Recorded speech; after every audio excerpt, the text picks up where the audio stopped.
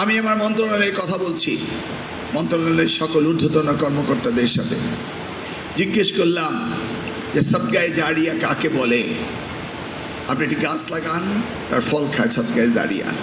আপনি এতিমখানা দিয়ে মানুষকে শিক্ষিত করছেন, কোরআনে হাফেজ বানাচ্ছেন, সুশিক্ষিত বানাচ্ছেন, তার সন্তানরা তিনি চাকরি করছেন, পরিবার পালছেন, আপনি সদকায়ে জারিয়া পাচ্ছেন, তাই না? তাহলে এই সদকায়ে জারিয়া আমাদের চৈতির কালাম সাহেব, মাননীয় সংসদ সদস্য, তিনি সেটা আর্ন করার জন্য তিনি নিজ গুণী স্কুল কলেজ প্রতিষ্ঠিত করছেন। আমাদের শ্রদ্ধেয় নেতা, সবচেয়ে বয়োজ্যেষ্ঠ নেতা আমাদের মনির ভাই নাই, তিনি চলে গেলেন। বললাম থাকেন, একটু কথা শুনে যান। বললো না, আমার কাজ আছে, যাই, তোমার কথা আমি টেলিফোনে শুনে, মানে ভিডিওতে শুনে নেব। আমি বললাম ঠিক আছে। এই যে আজকে মনিরুল চৌধুরী সাহেব, তিনি প্রতিষ্ঠান করার চেষ্টা করছেন। আমাদের নতুন পৌর প্রশাসক টিপু এসে বলল যে আমি একটি কলেজ and স্কুল করতে চাই। কালাম সাহেব পড়ছেন, সকলেই করছেন, মোবাশ্বের সাহেব রয়েছেন, সকলেই করছেন। কী জন্য? সুশিক্ষিত জাতি বানানোর জন্য। যারা হবে, যারা সফলভাবে শিক্ষিত হবে, তাদের মানুষ হওয়ার পর সেই সদকায়ে জারিয়া পাবে যারা প্রতিষ্ঠানটি করেছেন, তাই না? কিন্তু আপনারা কি আপনারা ভেবে দেখেছেন, আপনারা কেউ প্রতিষ্ঠান করছেন না, কিন্তু আপনারা এখানে যদি সত্যিকার অর্থে ছাত্রদেরকে লেখাপড়া শেখান এবং এই ছাত্ররা যদি সত্যিকারে মানুষ হয়, আপনারা প্রত্যেকটি শিক্ষক সদকায়ে জারিয়ার কাজ করছেন। ভেবে দেখেছেন একবার? একদিকে বেতন পাচ্ছেন, মানে অনারিয়াম পাচ্ছেন, নিজের পরিবারকে পালন করছেন, অপরদিকে সদকায়ে জারিয়া পাচ্ছেন। am I right? তাহলে আমি যদি এই শিক্ষা মন্ত্রণালয়কে মনে করি অন্য 10টি মন্ত্রণালয়, আমিও ভুল করব। শিক্ষা মন্ত্রণালয় অন্য 10টি মন্ত্রণালয়ের মতো নয়।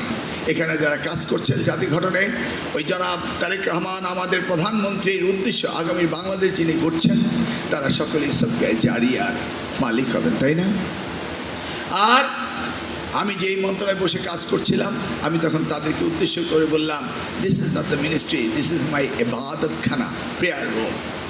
শিক্ষা মন্ত্রণালয় হচ্ছে আমার ইবাদতখানা। এই ইবাদতখানার দায়িত্ব পেয়েছি আমি। তাহলে বুঝতে হবে, সেখানে আপনি নাপাক হয়ে ঢুকতে পারবেন না। আপনি ওযু করতে হবে আপনাকে ওই ইবাদতখানায় কাজ করার জন্য। অর্থাৎ আপনি সততার সাথে, নিষ্ঠার সাথে আপনাকে এই মন্ত্রণালয়ে কাজ করতে হবে। এখানে কোনো ব্যত্যয় ঘটার কোনো সুযোগ নেই। কিছুদিন আগে আমি একটি ইন্টারভিউ দিচ্ছিলাম একজন কংগ্রেসম্যানের সাথে, আমেরিকা। তো উনি আমাকে বারবার ঘুরিয়ে পেঁচিয়ে আমাদের দেশের অবস্থা যা আছে, আমাদের নেতাদের সম্পর্কে, মন্ত্রীদের সম্পর্কে বলতে চাচ্ছিলেন, ইনডাইরেক্টলি উই আর কারাপ্টেড। আমেরিকানরা কিন্তু বলে না ব্যাড, তারা বলে নো গুড। তারা দেখেন প্রতিটি যুদ্ধে হেরে যায়। ভিয়েতনাম যুদ্ধ হেরেছে, আফগান যুদ্ধ হেরেছে, হেরে গিয়ে কী বলে? ইরান যুদ্ধে হেরেছে, ইরাক যুদ্ধে হেরেছে, হেরে যায়নি? There was a certain situation, it compels to do that.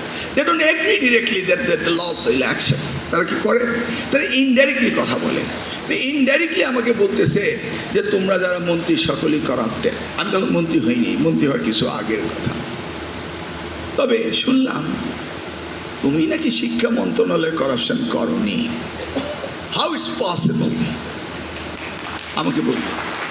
উত্তরটা কি দেওয়া যেতে পারে? যে সে ইনফরমেশন বেসড কথা বলছে, আবার আমাকে বলছে যে তোমার কোনো কথা শুনিনি, শুনলাম তুমি নাকি সব। আমি বললাম না, বিষয়টা তা না। আসলে এটা শিক্ষা মন্ত্রণালয়। শিক্ষা মন্ত্রণালয় অসৎ কাজ করা যায় না।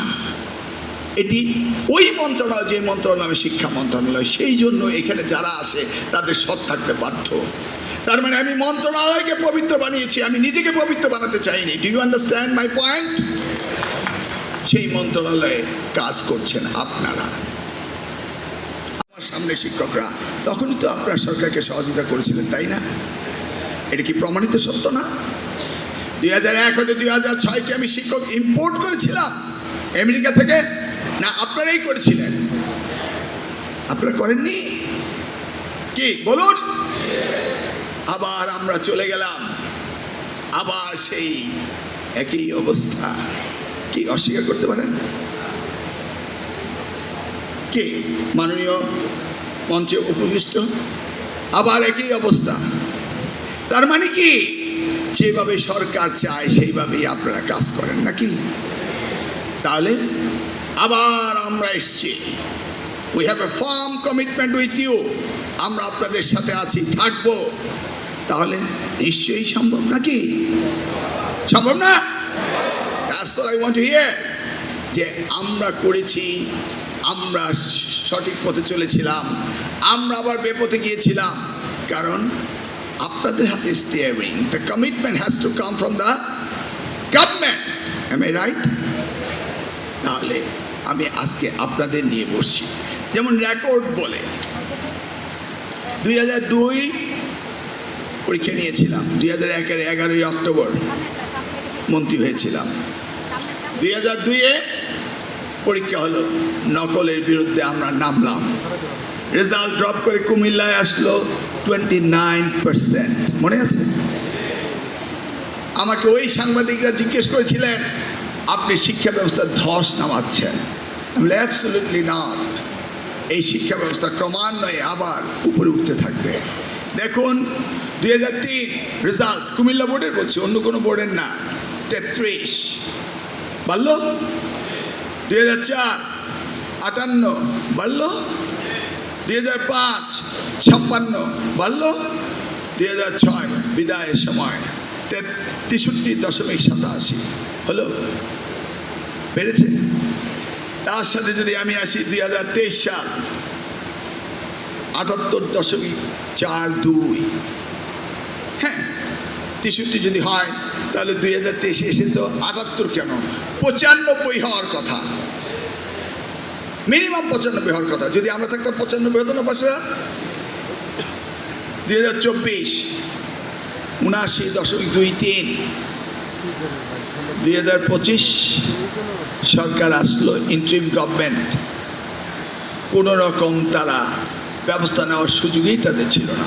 শুধু নতুন গভর্নমেন্ট এসছে, শিক্ষকরা একটু উঠে চড়ে বসছে, ড্রপ টু 63%। তাহলে 79 থেকে 63 ড্রপ করলো। কেন ড্রপ করলো? এটা বাড়ার কথা। M I right? ড্রপ করলো, তার মানে নকল হচ্ছিল। আসুন আমরা যদি দেখি যে আমাদের রেজাল্টের কি তারতম্য হচ্ছে। জিপিএ A+, 2002 সাল কুমিল্লা বোর্ড 43 43। 2003 কমে গেল 36। 2004 609। 2005 1410। 2006 2623। বেড়েছে, কারণ ক্রমান্বয়ে লেখাপড়া করতে করতে আসছে, ক্রমান্বয়ে বাড়ছে। আমি সেই সময়ে এক্সপার্ট ছিল।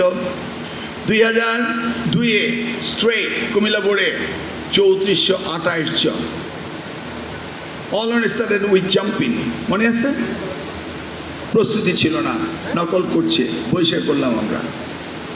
তারপরে বছর কমে চলে আসলো 505। কি গ্রাফটা ঠিক আছে? হঠাৎ করে আপনি পড়ালেখা নাই তাদের ধরলেন, নেমে আসলো 505।